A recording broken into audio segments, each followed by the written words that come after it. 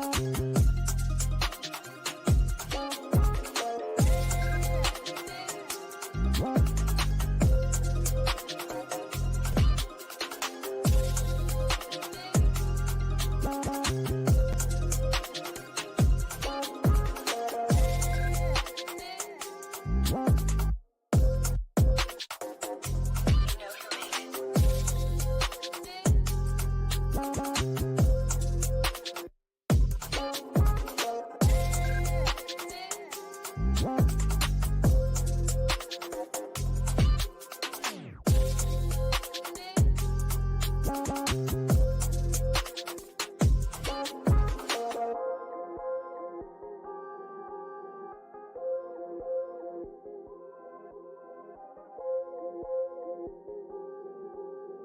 know who made it.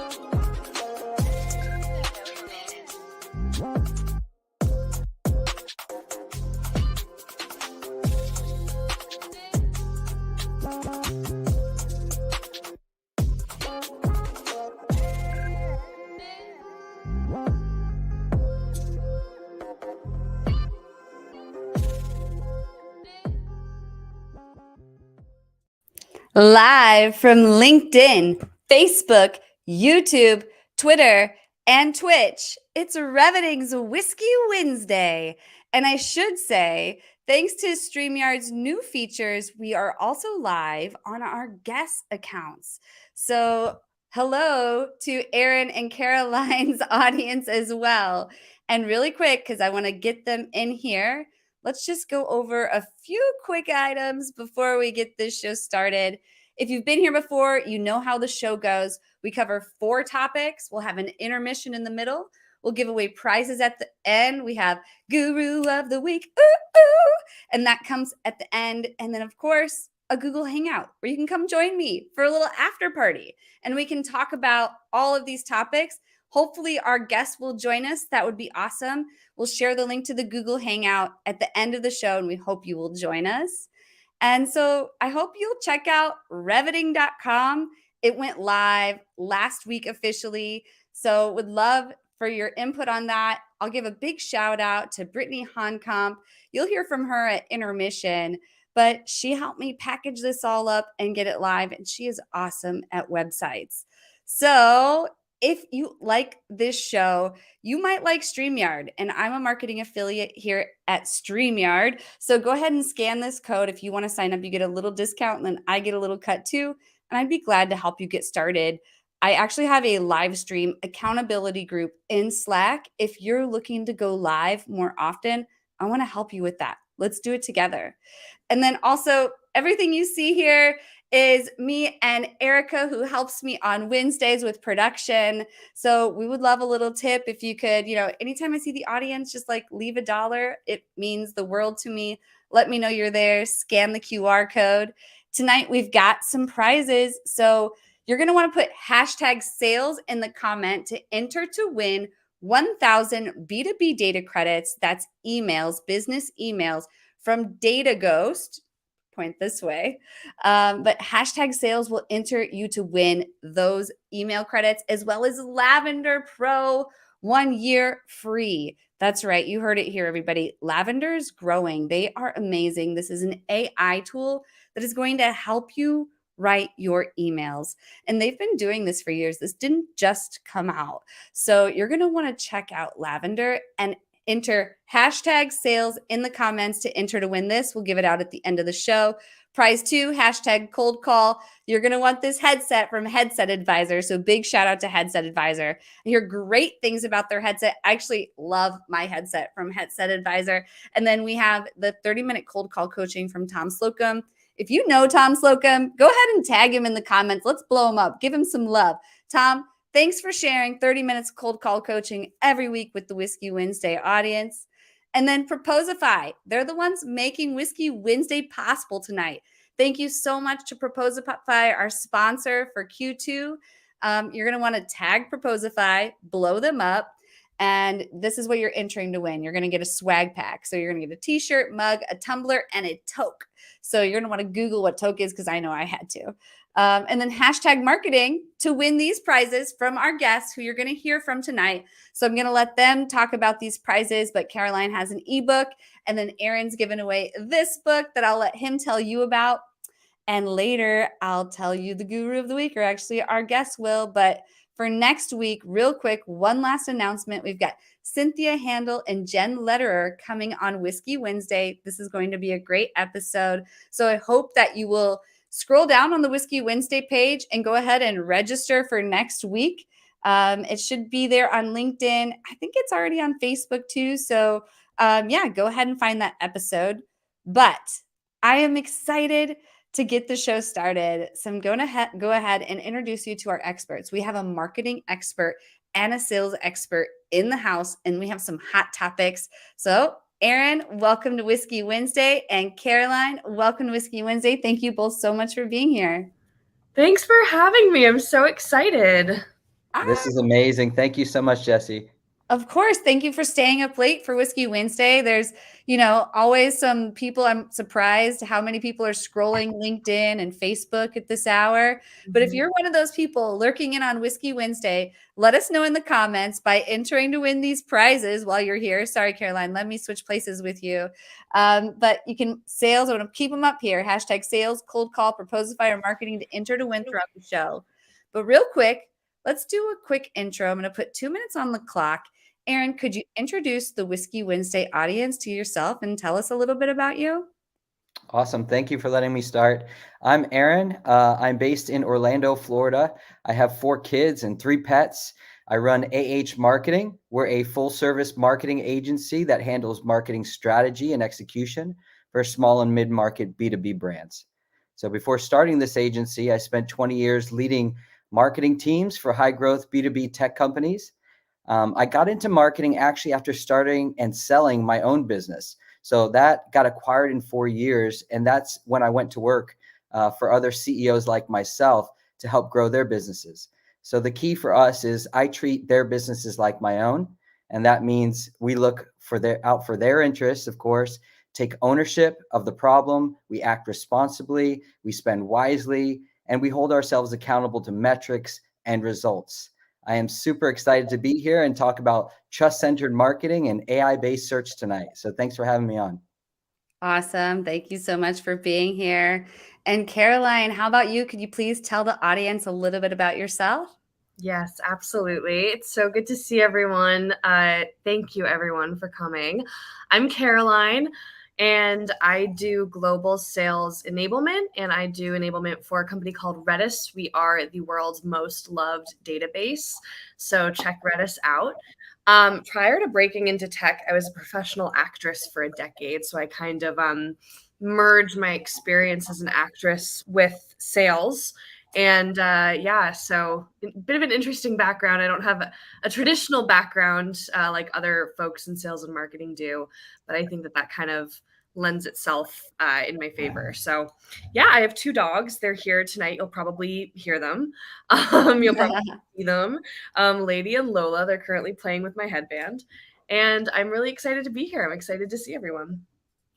Awesome. Well, I'm excited to have you both here. Let's get into this first topic, trust-centered marketing.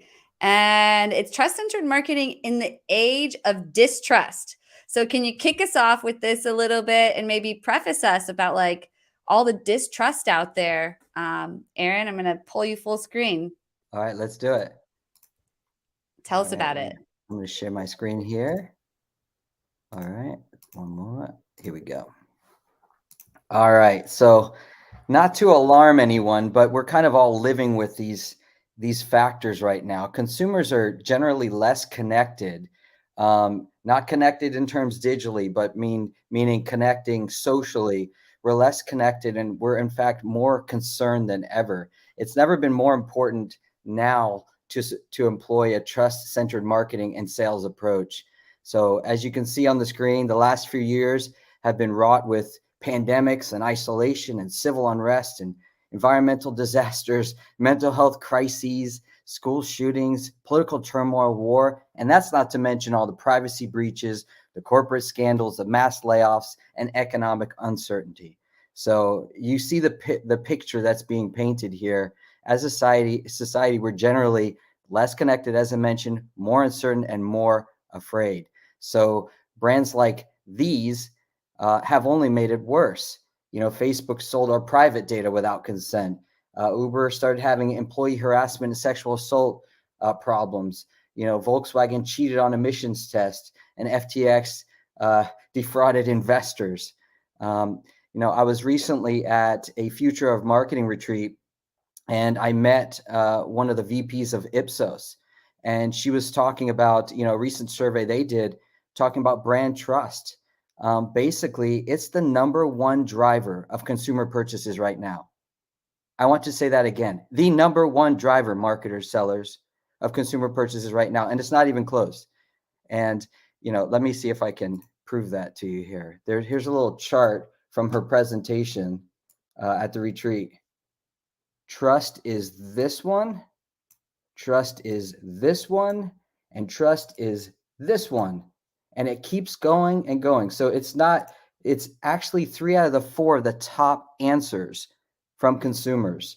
And the percentages are extremely, extremely high. So this is a trend. It's something to take notice of. Adobe Research in 2021 said that 71% of UK consumers were likely to stop purchasing from a brand that would break their trust. 71%.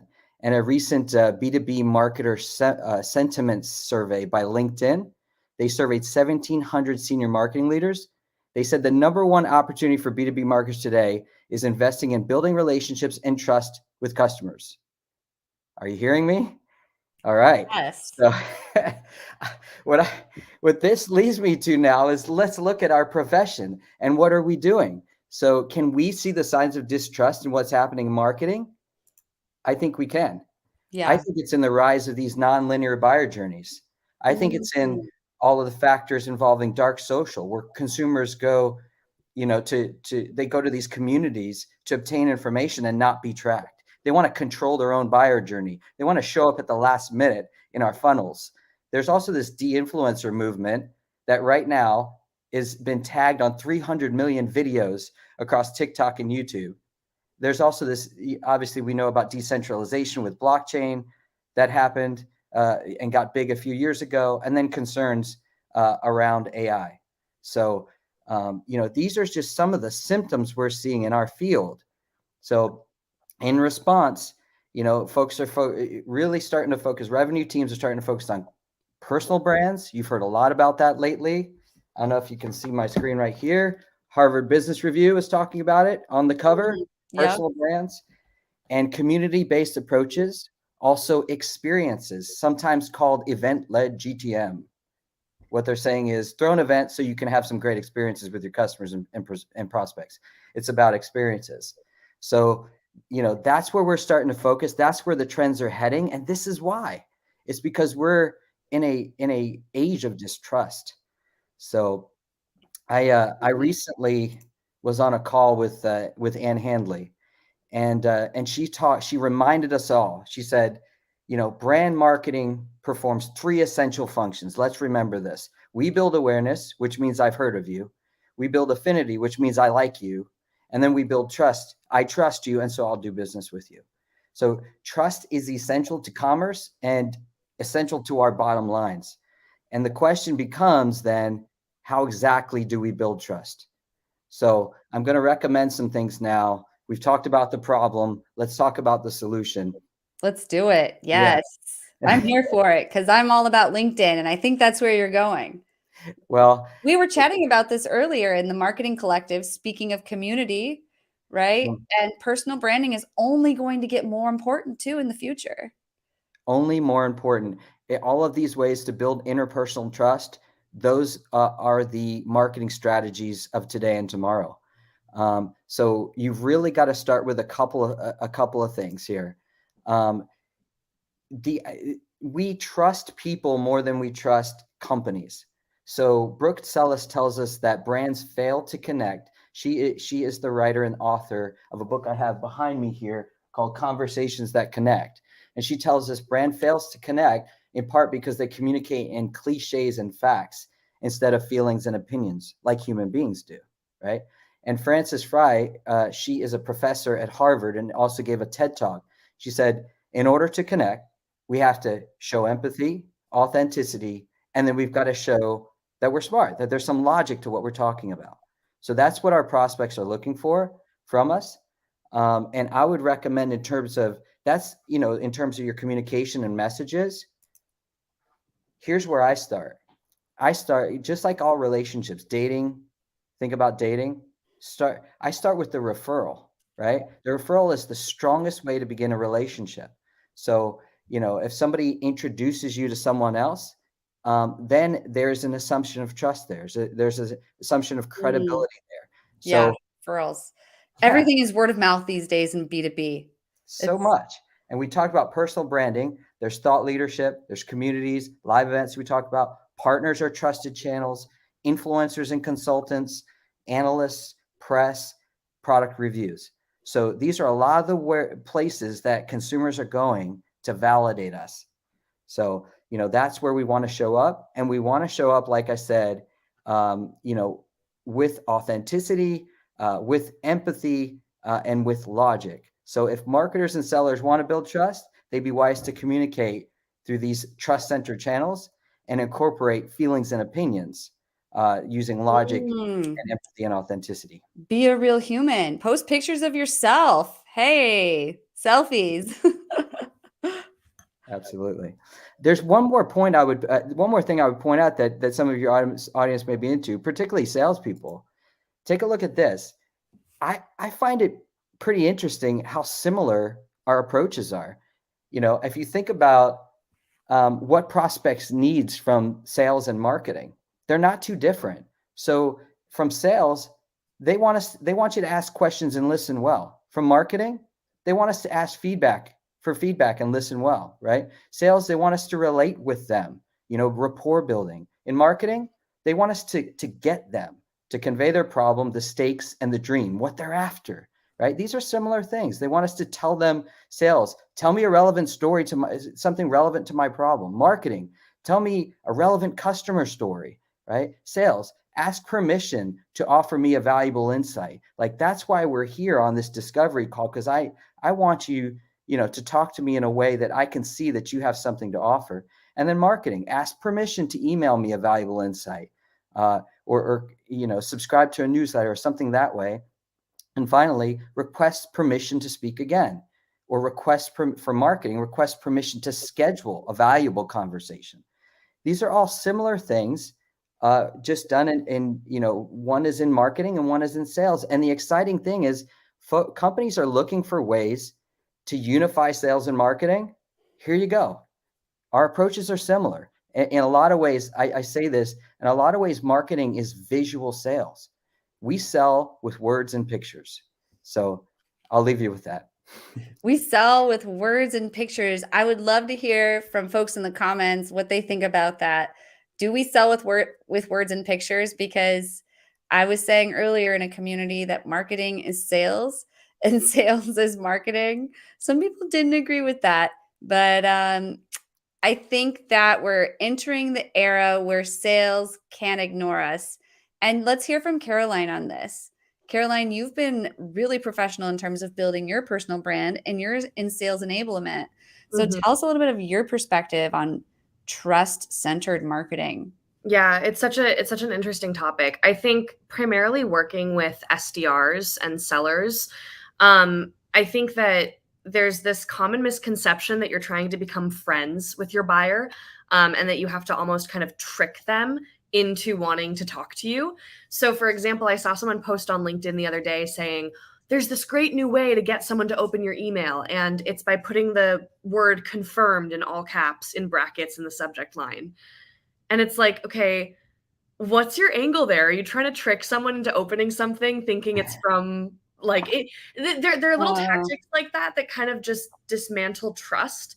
And if you do that in a sequence or cadence, you're shooting yourself in the foot. I think that the best sales sequences, the best sales cadences are actually not really meant to sell. They're meant to tell a story. Mm. Yeah, no, Mark, I'm seeing your comment here. It's less than 3 minutes. It's like 10 seconds. Like you have to build that rapport in the first like 10 seconds of a cold call with a prospect.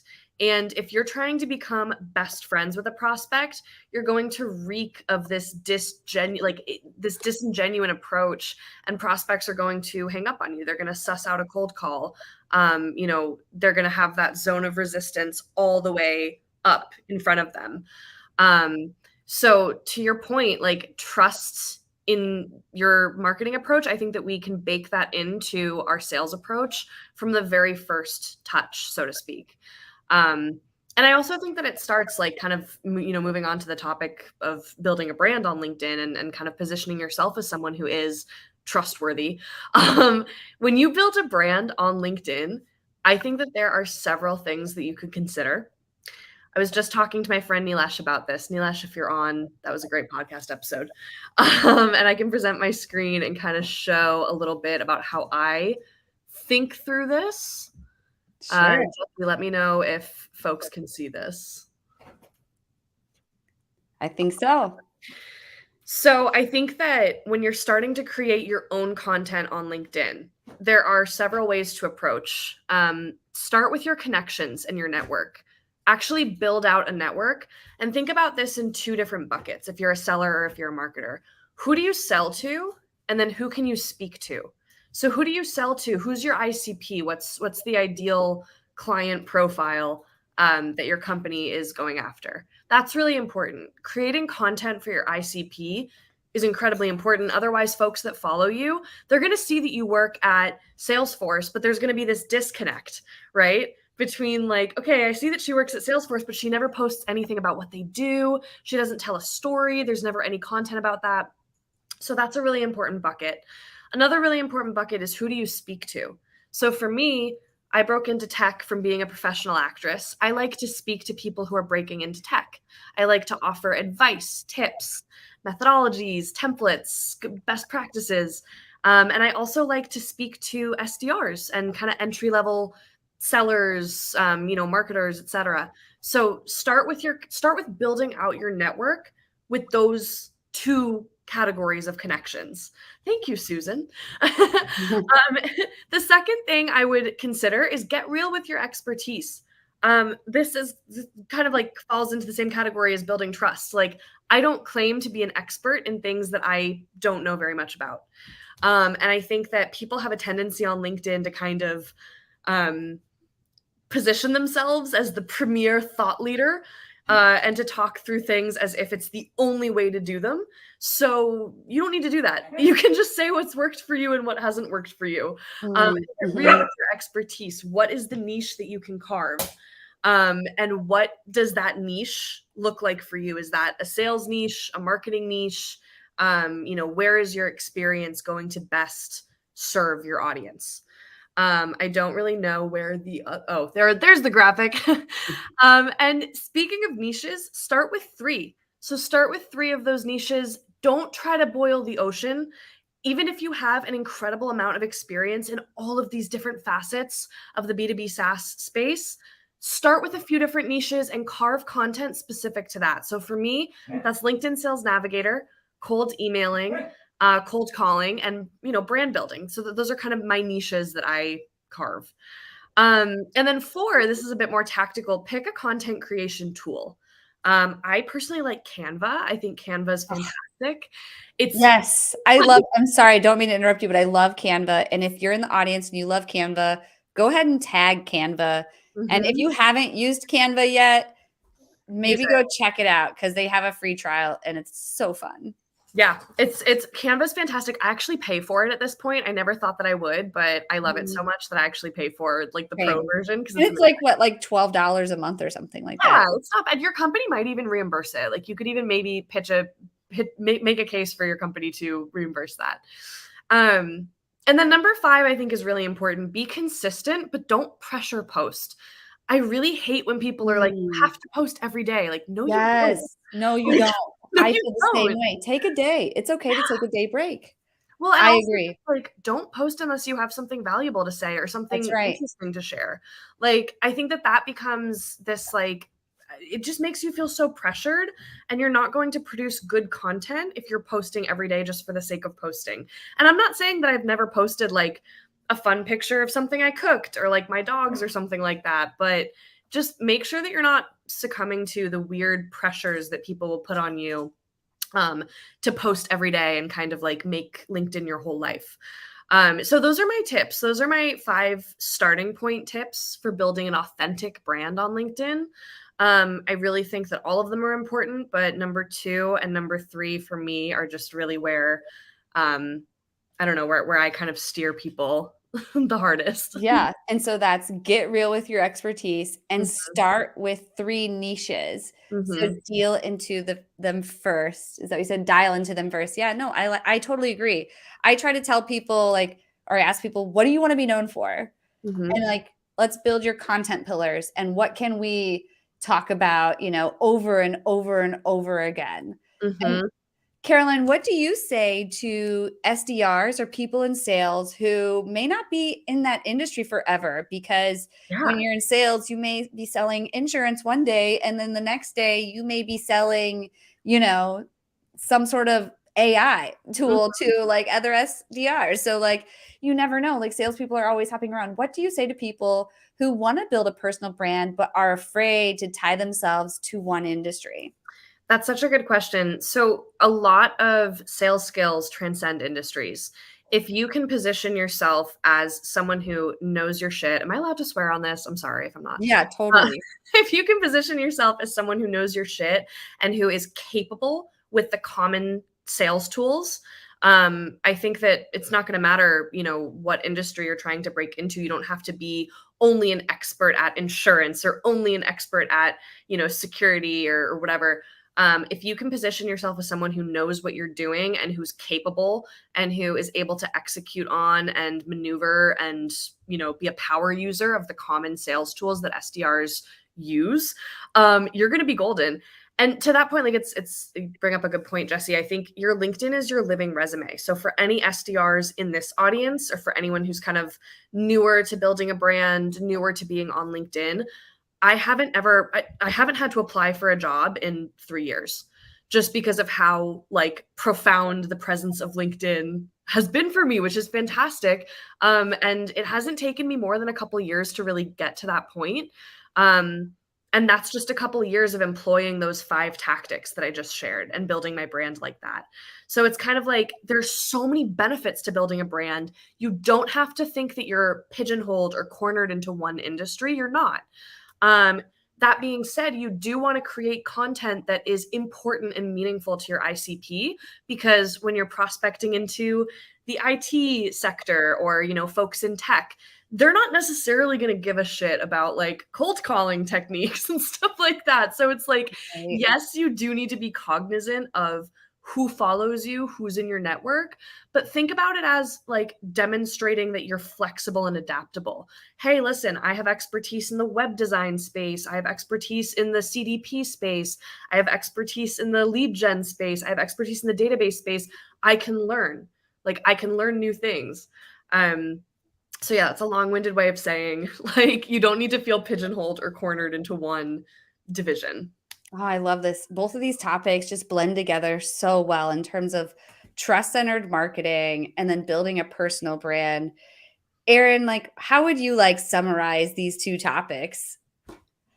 Yeah, I would say basically you've got to do what works today. We Mhm. have to be relevant and resonant. So we have to be relevant to the market as it is today. We can't be doing marketing that maybe worked yesterday but doesn't work as well today. And then we have to resonate with our audiences. So what are they going through? What is the context? Right. And so I think what she's saying, when you do present yourself in an empathetic, authentic, and trusted way, where you're providing valuable content and you're seen as an authority. So those are all the things that I was suggesting. from a trust-centered marketing approach. So these definitely dovetail together. Yeah, no, I love it.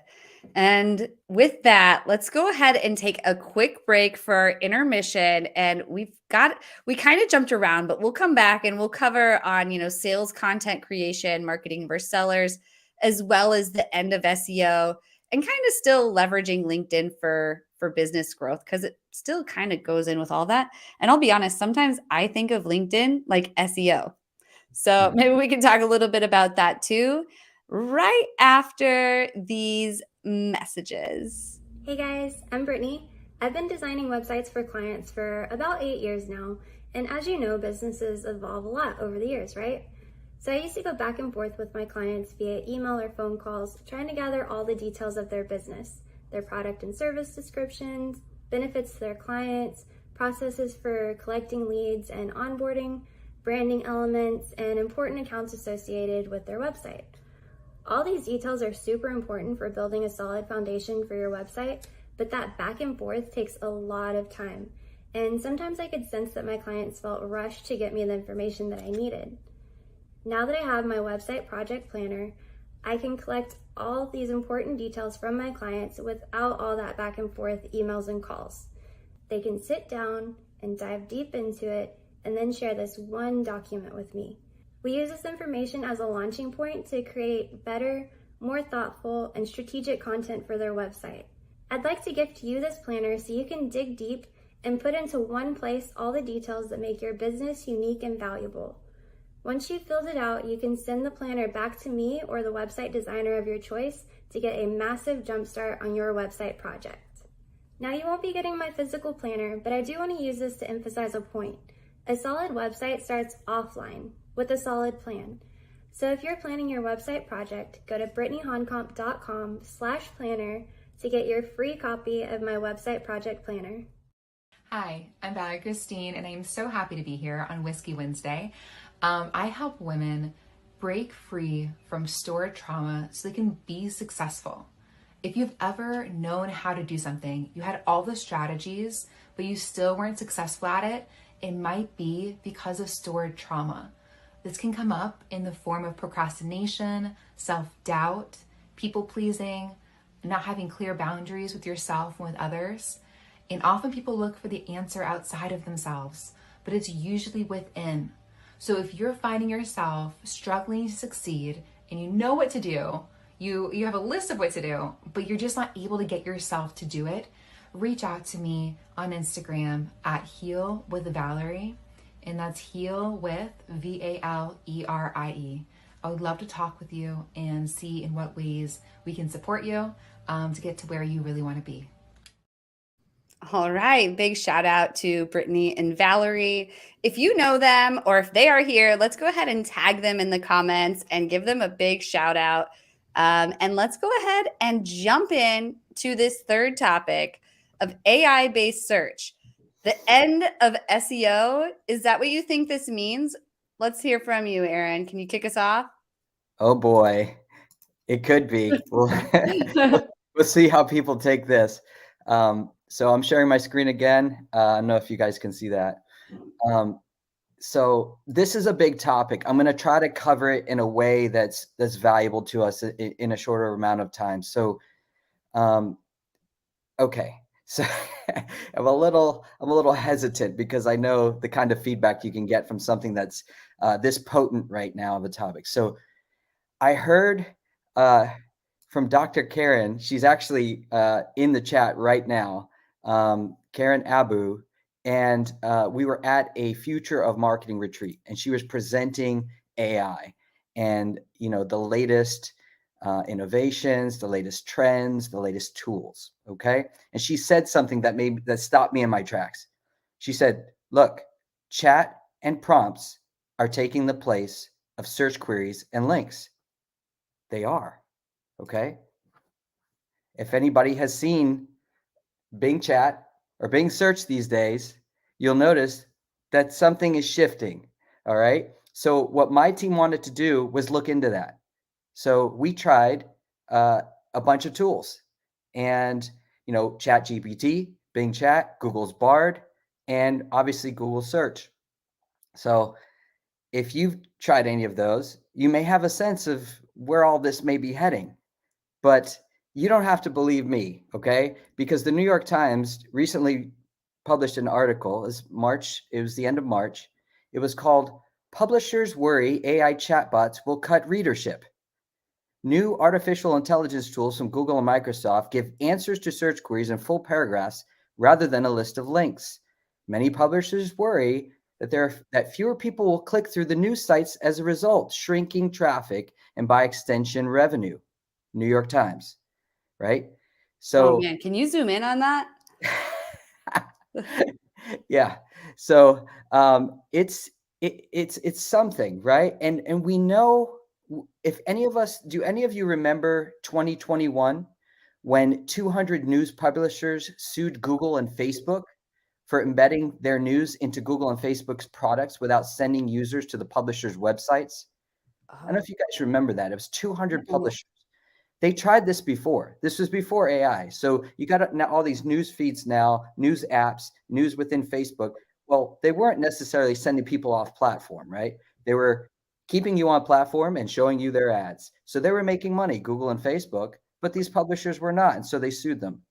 Well, as we look at AI and some of our ChatGPT, Bing Chat, Google Bard, the question is, are they going to be sending people to links and sources?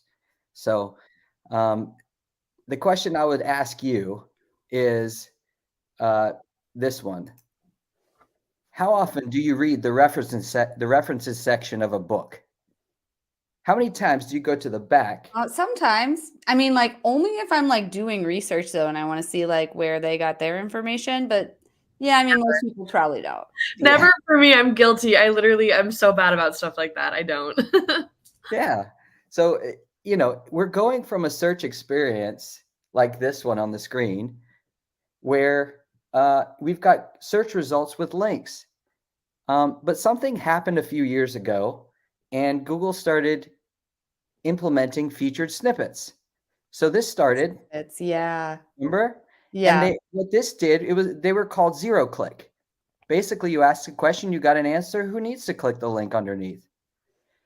And so they started that, and that was before the full implementation of AI. So there was AI in the background all along since 2015. They've been, enhancing ads and kind of helping us automate the building of ads and other things. But now, with these chatbots and products out there, they're doing it even more, right? We're getting now to the place where, in terms of ChatGPT and Bing search, where you've got AI right here within the search, right? So okay, where is this heading?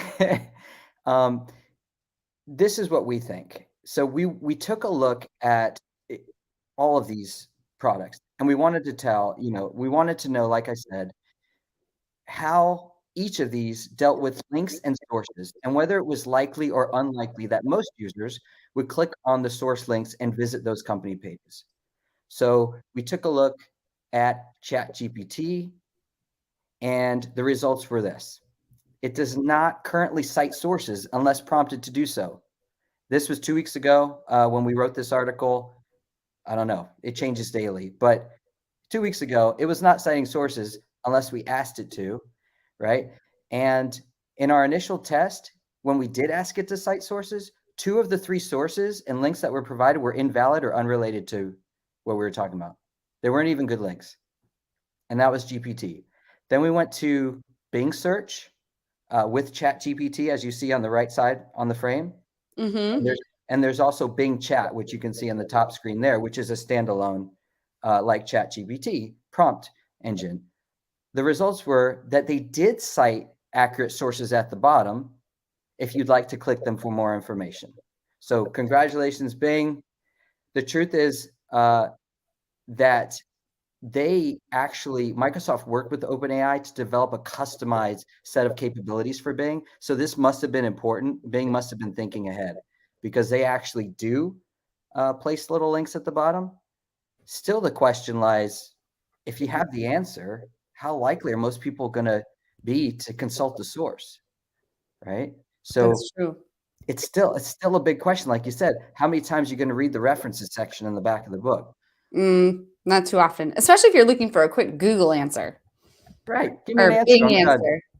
And Who we don't here have, is on Bing? I mean, yeah. I think in B2B, Bing is a little bigger just because a lot of companies have you on like Microsoft tools, but I think most people are on Google. But what do you say? Yeah, definitely Google is the dominant search engine. And they've talked about actually, they're working on a AI and search combined engine, right? So a seamless engine. And so is Microsoft, right? So Microsoft, this is phase one, where they put the window on the right, and then you have their search and the Chat GPT AI on the right, and they're separated. It's coming together. This is the future. Google has already said they're working on that as well. So last but not least, I want to tell you about when we checked Bard, because we have access to Bard, and we actually checked to see, okay, do they cite sources? What's their intent? Because these are different products. Bard would not cite sources even when prompted to do so. And we asked it, why not? Why won't you give us sources? The explanation Bard gave was interesting. It said Bard and Chat GPT are large language models, LLMs, not knowledge models. That's what it told us. But we know that Bing Chat and Chat GPT are willing to provide sources. So it's kind of a bit of an excuse from Bard. So it really needs to get its act together, I would say. But, we can see where this is headed, right? This is headed towards questions and answers and minimizing site links and sources. But I'll give you one little tidbit. On March 30th, Microsoft revealed plans to place ads directly into responses, into chat responses. Okay. And there was actually a screenshot that went around LinkedIn and online showing how they were integrating it.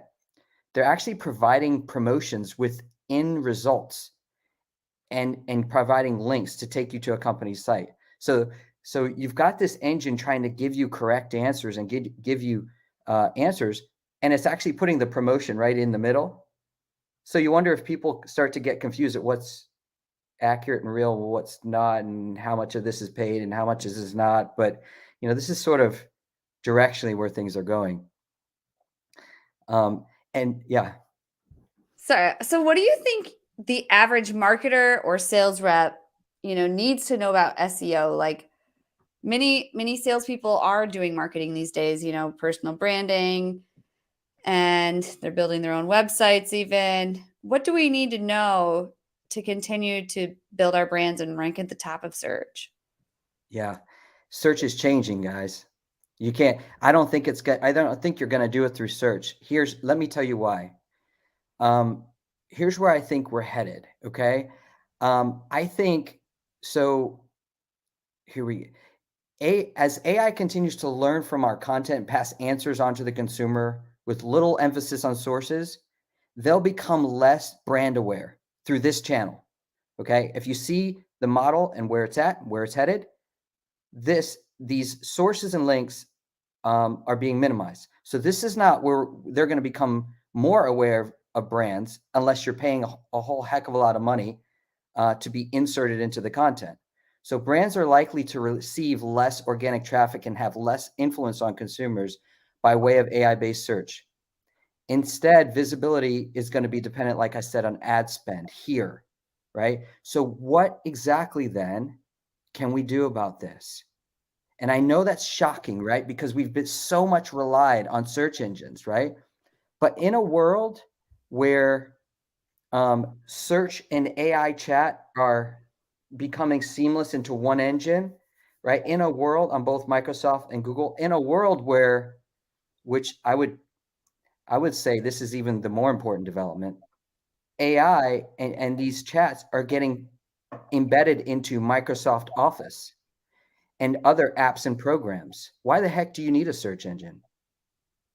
It's on your dashboard already, even on your desktop. There are desktop apps where you can have AI right on your desktop. Why do I need a search engine? You can just integrate Chat GPT with all these things now. I think Chat GPT is on Zapier. You can just go make a Zap for that. Yeah. Yeah. So there's functional programming and APIs for that. And then, but there's questions and answers that can be done on all of your, home bases, all of your dashboards that like Microsoft Office or, Google, Google Docs and things like that. And if you're getting answers there, you may not need to go to a search engine at all. So what do we do about it? So I want to give a little bit of hope. Okay. So I'm making predictions, right? None of us can see the future. But if you start to see the trend and where it's heading, okay? Now, where are we going? Where's it going? Here's what I want you to start doing the way forward, okay? This channel may be, and take yourself back 20 years. How much was search a part of your funnel, right? Oh, man. Have you? Okay. So, man, are you saying that like it's not even going to be a part of the funnel anymore? Like organic and maybe like direct search will still be like, we'll still see attribution, coming in from people just going straight to our website. But like, how do we get in on that AI response? I know. I think it's going to be, these guys want you to buy your way in. That's what I think. I think they're going to make you pay your way in because they know that people are less likely to click on sources and links at the bottom. Some of them don't even give that to you. If you're not Bing, if you're not Google, ChatGPT, neither are giving them to you. You have to ask for them, and sometimes they're wrong. So it tells me already in their business model that they're not making it that important. Even if they do, it's going to be to their benefit, guys. So I would say that this channel's not going away. I would say it's going to be less of a percentage of your search traffic. I know sometimes people rely on organic up to 50% of their search traffic. I think you have to start figuring out that channel, unless you're paying to be there, is going to be less and less traffic. So I'd rather you start focusing on other channels that are going to work for you. So my recommendation, yeah, LinkedIn, right? Personal branding, right? Like, how about we start by going back to the basics? This is in a world where there's challenges around trust. People want to connect.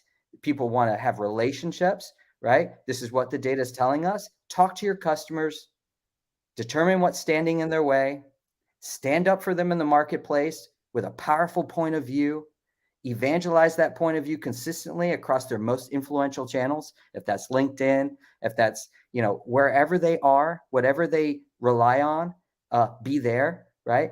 And then extend engagement beyond public channels, because it's not all about public channels. People are going to dark social. Dark social all the way. Hey, we're in dark social right now. Yeah. Hey, I'm curious, Caroline, what do you think about all this AI and SEO stuff? So I actually worked, my very first SDR job was for an AI web design company called B12 Web Design, which is fantastic. Basically what it did was you'd go to their website, you'd type in a couple adjectives, a couple kind of descriptive words that you would want your website to look like. So you could say like sexy, chic, or professional, like rigid. And we would generate a website for you in 30 seconds.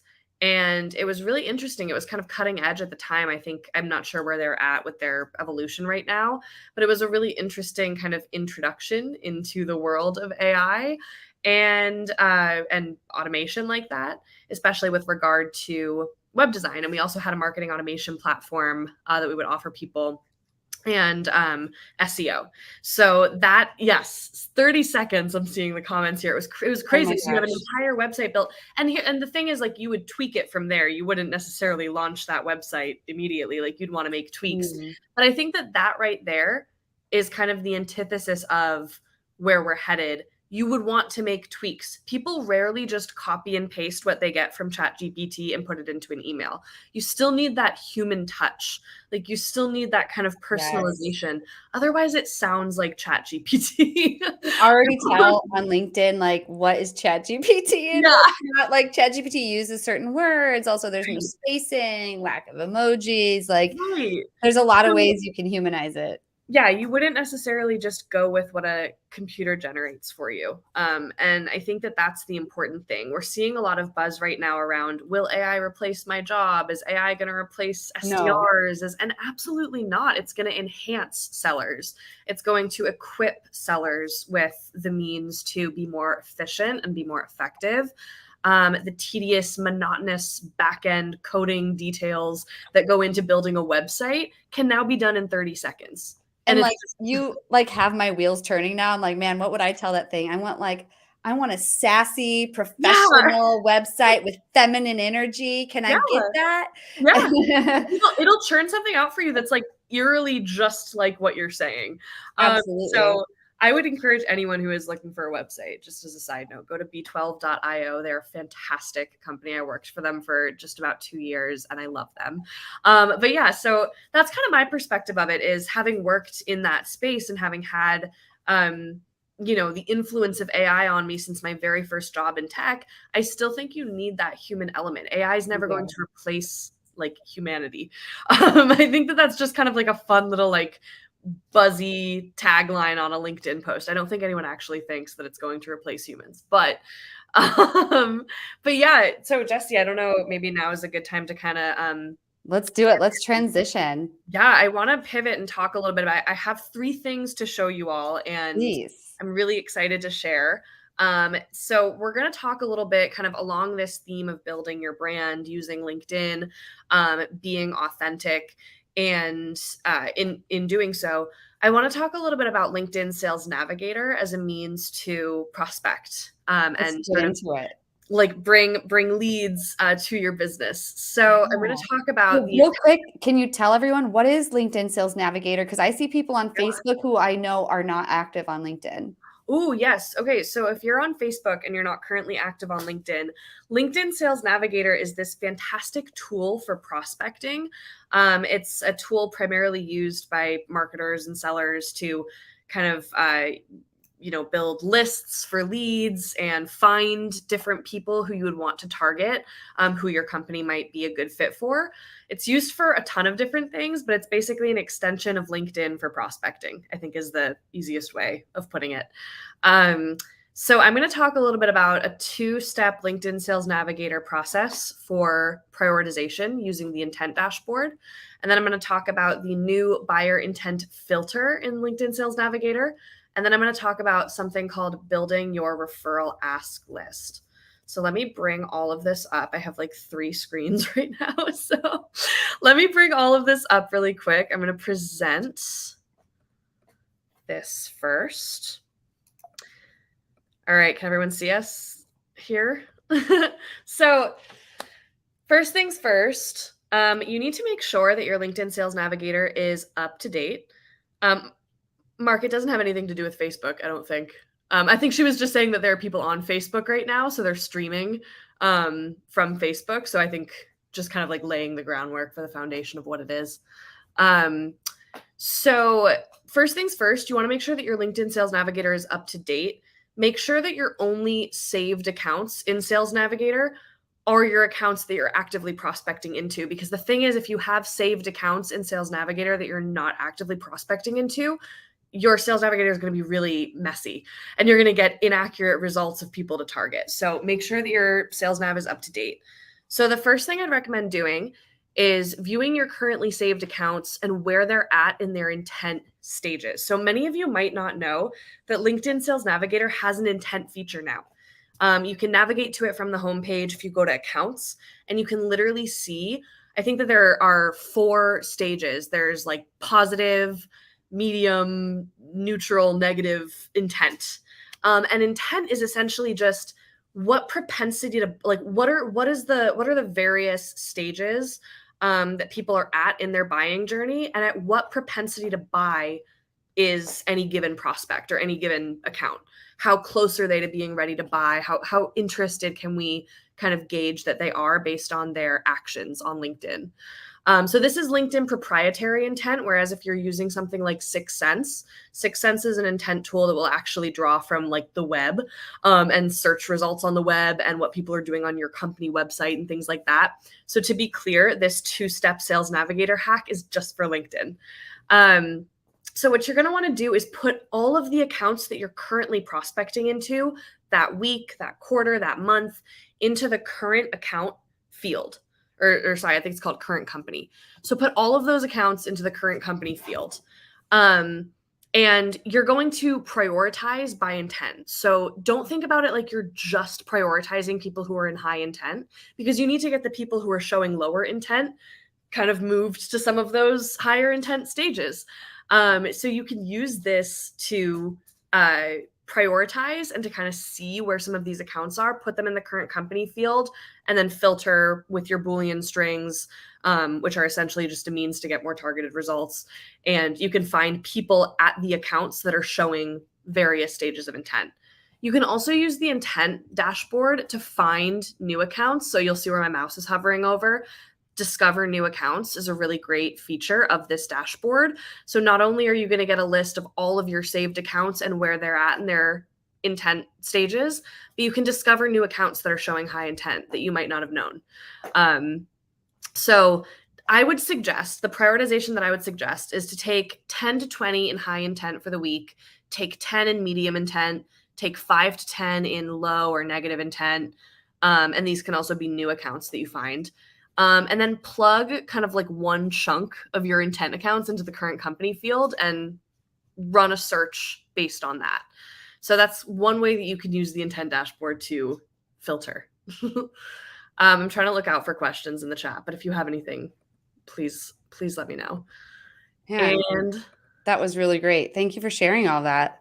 Yeah, of course. I'm going to pull up my next little screenshot here. Yeah, do you got more? Yeah, This I has been have. really great. Both of you have been really excellent about sharing such great information. I'm happy to. This kind of is similar. So this is. So we did get a question. Sorry, I didn't mean to interrupt you. Oh, let's Charlie see. says, how do I get the Sales Navigator? How do you get Sales Navigator? It is something that you can purchase. A lot of folks, your company will typically sponsor it for you if you prospect. If they don't sponsor an account for you, go to your sales leader and maybe talk about options there. I'm actually not sure how expensive it is monthly, because I've been fortunate enough to have my company pay for it, considering I prospect and do enablement, but I'm not totally sure. So I know on LinkedIn, you can go to, I think you log into your account, and it's usually saying like somewhere it'll say like premium. I don't know. I guess I have it, so it's not showing me where it would say that. But I know that before I had it, it was constantly advertising to me like get premium or get, upgrade. And so like when LinkedIn is trying to get you to upgrade, it's to Sales Navigator. Yeah. Aaron, that's funny. Mark, so like I mentioned, the Sales Navigator intent dashboard is in LinkedIn Sales Navigator. If you navigate to accounts from your homepage, you'll see the LinkedIn Sales Navigator intent dashboard. And the categories that I spoke about on the previous slide are the categories of intent that are proprietary to LinkedIn. So keep in mind, this is not the same intent as 6sense or Slintel or Apollo or anything like that. This is proprietary LinkedIn intent, but it's still interesting because you're still seeing who's visiting your company page, who's clicking on your ads, who's visiting your colleagues' pages and things like that. So it's still, I think, a valuable tool. I would say if I had to choose between 6sense and LinkedIn Sales Navigator for intent, I would go with 6sense. But just to clarify, that is something that LinkedIn has rolled out in the last year that I think people could be using. Oh, that's really interesting. I feel like that's a hot take. Is there anyone here who would disagree with Caroline on 6sense? Because I've never used 6sense, and really, I guess I've heard some people talking about it, or I've read it about people talking about it in different communities. But Aaron, have you heard of 6sense? Yes, that's an ABM tool, isn't it? It's part of an ABM tool. Yeah, it's Engagio, Terminus. Those are ABM tools. There are other types of intent data. You can get intent data from a lot of places. G2. Capterra. There are different sources. ZoomInfo has intent data as well. You just, you got to sort of examine the source of that data and whether or not it can provide what you need. Yeah. And ABM, just for anyone, account-based marketing. Yeah. Yeah. It's a really fantastic tool. Intent is really interesting. Not to get too into the weeds with intent, but if you're a seller, using intent to kind of understand, to kind of join the conversation that's happening in your buyer's head. I believe that's a Josh Braun quote, and I really love it. Understanding what your buyers are interested in. You can search, you can see what the most commonly searched branded and generic keywords are from that account. You can see which blog posts that they're clicking on your website and things like that. So it's interesting stuff. I don't claim to be an expert in that space necessarily, but I do really like using those tools. So I want to kind of share at least one more thing with you guys. Yeah, please. Let me see if I can present here. I'm going to share my screen. All right, I hope this works. Can you guys see my screen? Yes. Building your referral ask list. So speaking of cool things that you can do on LinkedIn Sales Navigator, this is a little bit more back to the basics. So if you go to your lead filters, and that's under leads, you can go to lead filters. This is in Sales Navigator. Input your desired target companies in the current company field. So you're going to do something similar to what we just did in the previous exercise. You're going to prioritize by intent, prioritize by target accounts. Maybe you and your AE have a certain alignment that you want to focus on. You only want to focus on accounts in certain industries, whatever that may be. Put those current companies in this field here, the current company field. Then what you're going to want to do is filter through connections of, and you're going to type the name of a happy current customer. This is where things get a little tricky sometimes because you don't necessarily want to go run and tell everyone about a customer that you're working with unless you know that you're allowed to reference them. But input the name of a current happy customer once you've gotten permission to do so by your CS team or, leadership. And then put your Boolean strings where they need to go to make sure that you're filtering for the right types of people to talk to. And then boom, what you're going to get here is a list of potential referrals. So this is a strategic way to build a referral ask list. So take those results, bring those results to your happy current customer and be like, hey, checking in. I wanted to make sure you're still, loving the tool, et cetera, et cetera. Listen, I'm trying to get in touch with so-and-so and so-and-so. It looks like you guys are connected on LinkedIn. Do you mind if I reference that you and I work together? And do you mind if I reference that you're happy with what you've seen so far? That's a really subtle, that's a really nuanced way of asking for a referral. Most people would just ask, hey, could you make an intro for me? I don't do that. I don't like doing that. It puts the work on the prospect instead of you doing your homework and just asking if you can reference that you've worked with this person. Oh, hot take. Can you say that one more time? Yes. So if you call someone and you say, hey, can you make an intro to me to these 9 people? Unless you have a really nice person, people aren't going to want to do all that work for you for the most part, especially if you have a big list of potential referrals that you can ask for an intro to. So instead of asking them to write you lengthy emails and introduce you to all these people, instead just ask them if you can reference that you work with them. Ask them if you can reference that they love your solution. The framework I personally work within is challenge, solution, result. So that's the framework when I tell customer stories. So what was the challenge? What was the solution? What are the results? But yeah, don't put the work on your prospect. Just ask if you can reference that you know them. Love that. That's a really great one. Anyone have any questions for her? Plug those in the comments. But any more on this screenshot that you want to share with us? This is really it. I've posted all of this on LinkedIn, but if you guys kind of want easier access to any of this, please feel free to DM me. I would be more than happy to just shoot it to you directly. Oh, that's so kind. Both of you have shared so much with the audience. And really quick, before we sort of wrap up some of the topics, we were a little bit all over the place, and I want to make sure that everybody covered everything they want. But make sure that you have entered to win these prizes. We have a lot of hot prizes to give away. So let me just go ahead and show them to you really quick. This was prize 1 here. Let me cover myself up rather than you. Hashtag sales is going to get you Lavender Pro or Data Ghost. Hashtag cold call. You're going to get a headset and 30 minutes of cold call coaching. Tag Proposify. And you're going to get a swag pack from Proposify. Hashtag marketing. You guys want to explain these prizes here? Caroline, what's your ebook all about? Yeah, so my ebook is for anyone who's new to being an SDR. It's primarily for folks who are brand new in the tech space. I offer some insights into best practices for organization, different ways that you can use Sales Navigator, different ways that you can create kind of your own personal dashboard for success and track your own metrics, especially if you're working for a company that doesn't really give you those productivity dashboards and things to kind of monitor your own success. I give you kind of a cheat code to what I've built out. And it's also for folks who are looking to break into tech. So there's also some chapters in there about breaking into tech, how to leverage your past experience and what transcends well. I think there's a couple people in the chat here who were in my boot camp for breaking into tech. I ran a few cohorts of that. So hi, if you're here, thank you for coming. So yeah, it's going to be stuff like that. Oh, that's amazing. And Erin, can you tell us a little bit about this book? All right, so this is Get to Aha, Discover Your Positioning DNA and Dominate Your Competition by the great Andy Cunningham. She actually led communications for Steve Jobs at Apple, Next, and Pixar. She helped to reposition Oracle, Cisco, BlackBerry, and many other major brands. This is the best framework I have found for positioning a company to win. You know how important positioning is in marketing. This book will tell you how to do it. There's a foreword by her colleague, Guy Kawasaki, in here. That's tremendous. But this has been such a great treasure to me when I found it, and I use it with every one of my clients. So, oh man, awesome. So you all are in it for a treat because we have 4 prizes. So make sure that you're entering to win before we give away these prizes.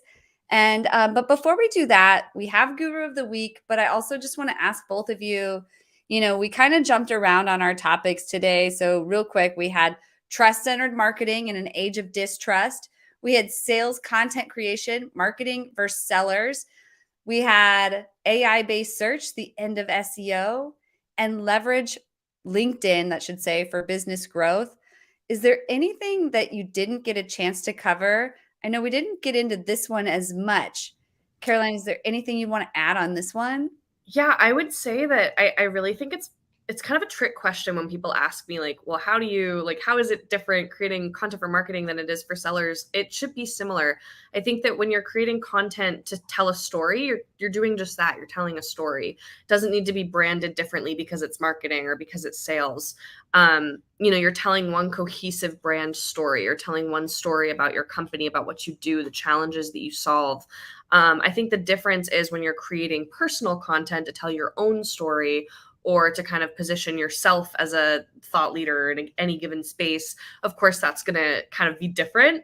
But yeah, I think sales and marketing content, to me, it's very similar. Now, I've also never been a marketer, so please take this with a grain of salt.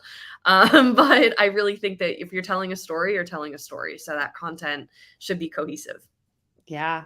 Anything you'd add on that, Erin?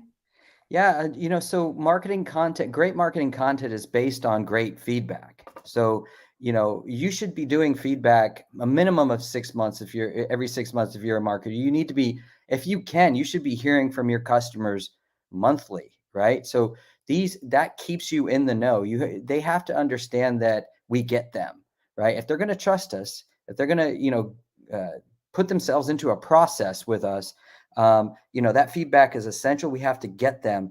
And then I use a framework called StoryBrand. Many of you probably heard of that. It's kind of like built upon the hero's journey.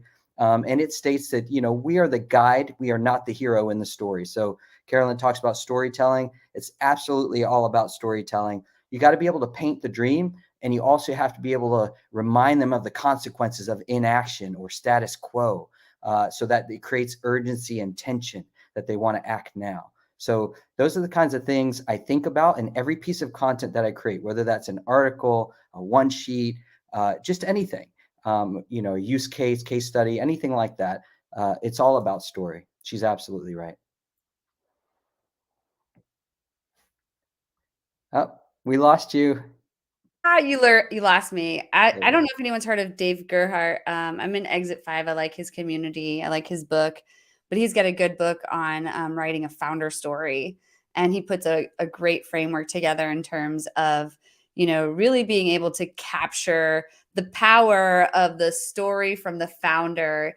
And I find that on LinkedIn, that is super powerful in terms of like getting the founder, getting your executives to really tell their story, because their story is what built that business and put it there. So like, I think there are a lot of executives, especially in B2B, who just have been hesitant to build their personal brand. But now with AI and the end of SEO and, trust-centered marketing, and with the fact that like founder-based selling is so important. And so, it's extremely important that we get people on LinkedIn and building those personal brands. And I think I just want to shout out Dave Gerhardt's book, because we're talking about branding and storytelling, because that's another good one. Yeah. All right. Well, let's go ahead and give away some prizes. But before we do that, do you guys want to tell who the guru of the week? Guru of the week. All right, Aaron, I'm going to do a little countdown, because I know, Aaron, this was one you chose and you introduced us to. So I'm going to do a 3, 2, 1. Tell us the name of the guru of the week. All right. The guru of the week this week is Dan Nessel. And there he is. If you haven't heard of this guy, he's in PR Week's top 25 most influential people. Okay. This guy he is the host of the Dan Nessel Show. This show is awesome. He just has conversations. And I mean, he has, experts you've heard of, like Mark Schaefer, but he also has folks you may not have heard of, like me, on his podcast. I just met him at that Future of Marketing retreat I talked about. It's called The Uprising. And boy, his presentation on community-based marketing was phenomenal. You're going to want to follow this guy and stay abreast of what he's doing. He is amazing. Awesome. No, I love that. And Caroline, just for the record, could you share with the audience who was the guru of the week that you suggested? Mine was Brandon Baker. He's a friend of mine. I don't know if he's on right now. He is an account executive, former SDR. He actually prospected me. And the thing is, like, it is difficult for me to get a really good sales pitch nowadays for some reason, but he nailed it. He just blew it out of the water. It was incredible. And we developed a friendship from there. And I actually had him on my podcast. He's just fantastic. He is gritty and hardworking and just a wonderful guy. So I had nominated him. You should all go follow him as well. But congratulations, Dan. I'm really excited to follow you too and to listen to your show. I love that. And if you guys could you please tag the guru of the week in the comments? Let them know they're guru of the week. And then also, if you're here, find them and go follow them, because obviously they're also giving away some really valuable content. All right. So not going to make you wait any longer. We're going to give away some prizes. So you have like 0.2 seconds to, enter those tags. Let me share my screen here. Now it's my turn to share my screen. So our first prize was #sales. And this was for, I'm just going to pull it up here. #sales Dataghost. Let's do this. Dataghost Lavender Pro. Who's going to win? Who's going to win? Who's it going to be? Who will it be? Uh-oh. I think it is doing the wrong one. Let's do this one. Here we go. Who's it going to be? Who's going to win this one? Is it #sales goes to Dean LeVay. Congratulations to Dean. Dean, actually, I believe you've won before, so I think I have your email address and all your information. But I'll still follow up with you after the show just to confirm. But congratulations to Dean. Let me go ahead and share my other tab. We're going to stop that one, and we're going to give away this other one. I accidentally shuffled the wrong one to begin with, so we will reshuffle that one. So the next one we're going to be giving away is, let's see, where is it? Here we go. This one is #cold call. Here we go. Ooh, it's running. And I don't want to share the wrong screen again. Here. Okay, Joshua is the winner of that one. Congratulations, Joshua. I shared my screen too late. It was shuffling through the 11 entries we had. So Joshua from YouTube, you are the winner of prize 2. So let me share my screen first before I shuffle this time on the third one. Everybody can see it. So the third one is Proposify. All right, here we go. We got 7 entries for this one, the swag pack. Who's it gonna be? Is it gonna be Kate? Is it gonna be Dean? Is it gonna be Tom? Maybe Mark? I don't know. Mark? Brittany! Congratulations, Brittany! You won the Proposify swag pack. That is awesome. And let me do the final one here. Okay, hashtag marketing. These are the prizes from our guests. Let's do this. Hopefully you are all seeing that. 10 entries. Topher, Theodora, Carly, maybe Joshua, maybe Brittany, maybe Kate. I don't know. Who's it going to be? Jalpish. Carly, congratulations. You won prize 4 with hashtag marketing. Thank you, everybody, for winning and playing these fun games with us. I'll have to follow up. Let me see. Let me put up here. For anyone who won, you're going to want to claim your prize. And I can grab this link that I just shared and drop it in the comments just so you can actually click it. But I'm going to go ahead and post that there, and I will post it on LinkedIn as well.